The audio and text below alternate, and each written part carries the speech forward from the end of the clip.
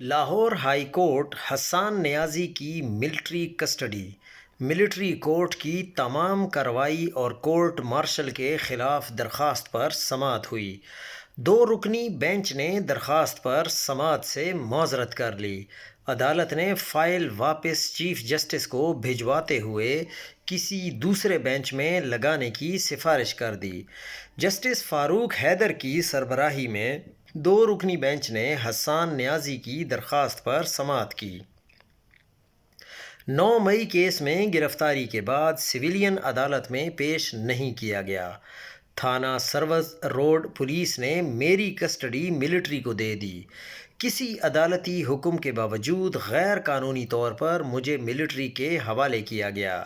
میری military custody میں لینے کا کمانڈنگ آفیسر کا 17 اگست 2023 کا نوٹیفیکیشن کالعدم قرار دیا جائے۔